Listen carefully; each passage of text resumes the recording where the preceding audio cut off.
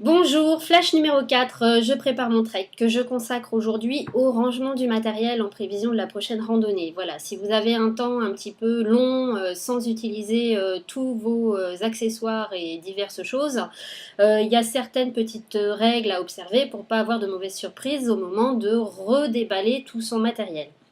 Donc, pour certains, je vais vraiment dire des choses très évidentes, mais je préfère tout redire comme ça. Enfin, les évidences sont pas les mêmes pour tout le monde, donc je vais tout brosser assez rapidement. Donc voilà, je vais vous parler de ces objets-là. Alors, première évidence, c'est le couteau. Donc le couteau, une lame ne se lave jamais, ne se mouille jamais. Un couteau, ça s'essuie. Donc une fois que vous avez essuyé votre couteau, vous pouvez le refermer et l'opération est terminée. Ensuite, la lampe frontale, je vous conseille moi de retirer les piles pour éviter que tout soit endommagé en cas où les piles couleraient. C'est évidemment valable pour tous les appareils électroménagers. Autre chose, la bouteille de gaz. Ça, il y a des temps de stockage à respecter pour question de sécurité aussi parce que pour pas vous retrouver, enfin vérifier que vous partez pas avec une petite bonbonne vide. Ça, il y a des dates à vérifier, voir si c'est encore plein, voilà. Tout ce qui est pharmacie, alors là, évidence aussi, mais je préfère le dire, vous avez sur tous les médicaments des dates de péremption à bien vérifier. On se dit des fois on a le temps, 2016, 2017, etc. Mais des fois ça passe très vite. On se retrouve par exemple avec des pastilles d'eau qu'on n'utilise pas d'année en année et puis on s'aperçoit au moment de les utiliser qu'elles sont périmées. Je connais pas les risques. Au pire des cas, c'est inactif. Je pense pas que ça se transforme en quelque chose de nocif, mais enfin, mieux vaut éviter. Toujours au rayon pharmacie, vous avez tout ce qui est pansement, sparadrap. Donc évidemment, contrairement à une bande comme celle-ci qui n'a aucun additif, il n'y a aucun problème, ça se garde même des décennies. Faites attention à à vos pansements parce que le collant peut perdre de ses propriétés.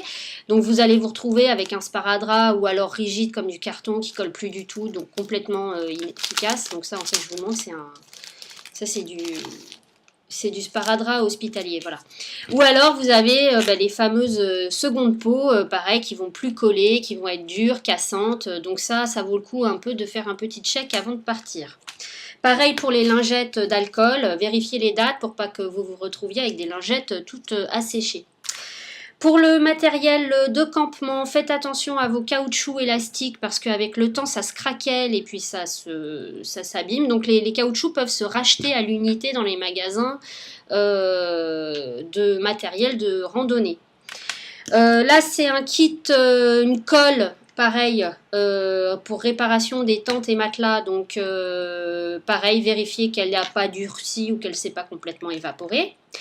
La date de péremption, évidemment, c'est évidemment valable pour les plats lyophilisés. Donc ça aussi, c'est une évidence, hein, c'est comme pour la bouffe à la maison, vous vérifiez les plats, la date. Bon, je pense que vous risquez pas un empoisonnement non plus, mais enfin, à mon avis, c'est les qualités gustatives qui disparaissent complètement.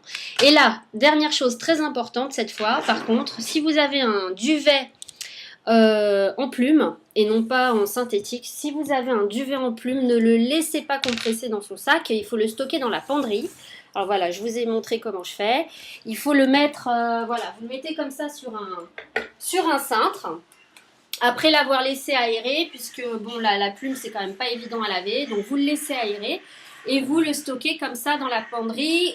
La plume garde son gonflant, n'est pas complètement écrasée et comme ça votre duvet gardera plus longtemps ses qualités de maintien de température, celles indiquées par les fabricants en tout cas. Dernière chose, la tente également, si vous pouvez aussi peut-être la garder déployée et pas complètement compressée, ou en tout cas défaire toutes les lanières de compression de stockage, c'est déjà ça évite de marquer des plis, surtout si elle est traitée imperméabilisante. Voilà, et ben c'était le flash de rangement. À bientôt, ciao.